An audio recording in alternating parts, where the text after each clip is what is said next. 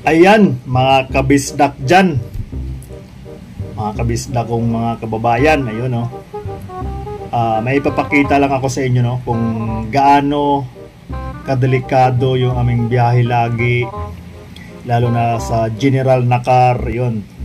Yung may sinasabing balagbag na kalsada na matarik, pero pag makita mo sa video parang hindi siya ganong matarik no, pero pag sa personal napaka tarik na kakatakot. Kaya guys, may papakita ko sa inyo no. Bali hinata kami nung isang dump truck namin dahil hindi kami makakaakyat no, dahil madulas yung kalsada. Kaya doon kasi marami nang bumabalagbag, kaya balagbag ang pangalan. Marami nang bumabalagbag na dump truck, jeep, mga motor nahuhulog sa bangil.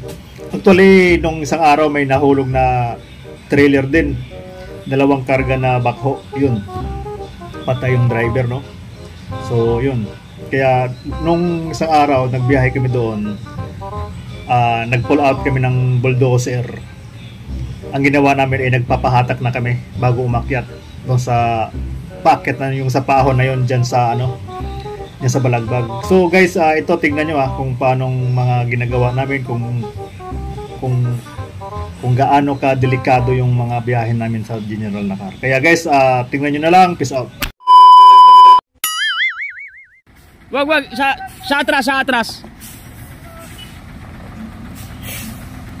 Yan. Hatain mo. 1, 2, 3. Maya. Doon sa dulo.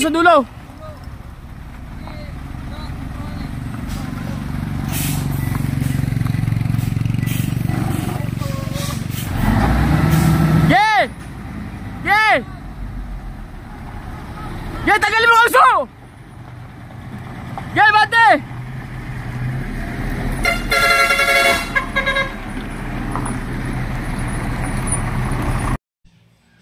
And guys, hinatak na kami sa isang dump truck namin no. Ay itong lugar na ito ay napakadelikado. Ito lang yung lugar na napakadelikado sa amin. Ito yung tinatawag na balagbag. Kaya balagbag ang tawag dito dahil marami nang nahuhulog na mga dump truck, jeep, motor. Kaya balagbag po ang tawag dito. Kaya pag nag-deliver po kami ng equipment dito pa lang sa bungad, nagpapahatak na kami.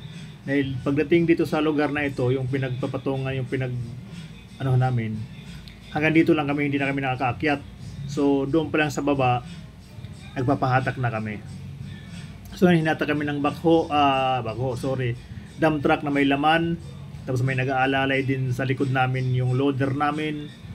Yun, para sigurado at makakarating kami ng maayos dun sa garahe namin. Kaya guys, maraming salamat no. At pray lang tayo kay Lord at huwag tayong makalimot sa Kanya. At lumapit lang tayo kay Lord at hindi naman niya tayo pababayaan. At hindi niya tayo ipapahamak. Yan. Lumapit lang tayo sa Kanya at magpakumbaba, humingi ng tawad na anumang itawad sa kanyang mga kasalanan, at grabe, at hindi niya tayo pababayaan kahit kailan. Kaya guys, maraming salamat sa mga katropa ko dyan sa Motion Trade, yun, yung sa pagtulong, sa pagkarga, pagtulong sa pagdala doon sa area na hanggang doon lang yung dump truck, ay yung trailer, yun.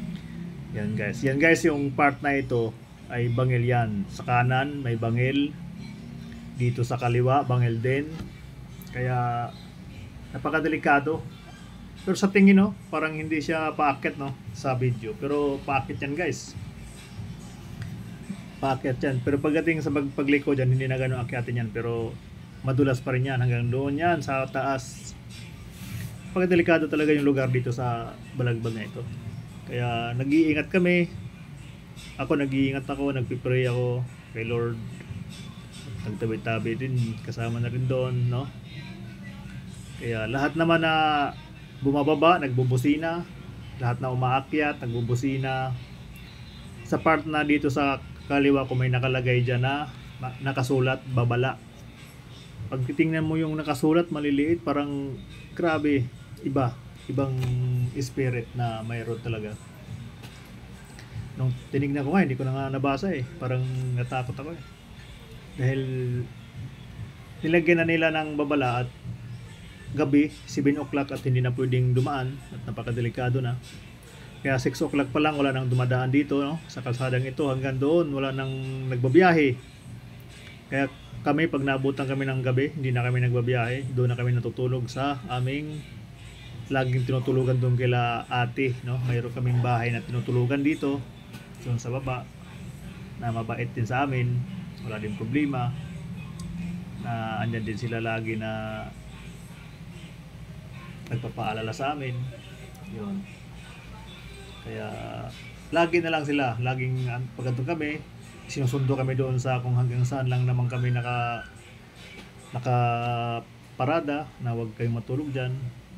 Pero ipagbibiling namin kayo dyan dahil alam nyo na, General Nakar, maraming ano dyan, mga kaibigan natin, di ba? So guys, ito malapit na kami, no, sa taas. Yun, may nakasalubong kaming jeep. At yung nagbantay doon sa taas siguro hindi huminto. Kaya tuloy-tuloy yung jeep, no?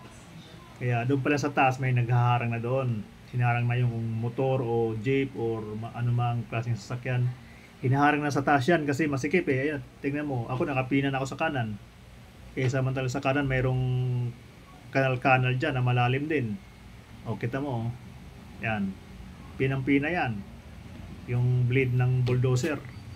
Kaya namamayagpag pa naman ang sakay nung jeep, you know, pati sa taas, maraming sakay, maraming karga. Kaya napakadelikado, pero nag-iingat din sila.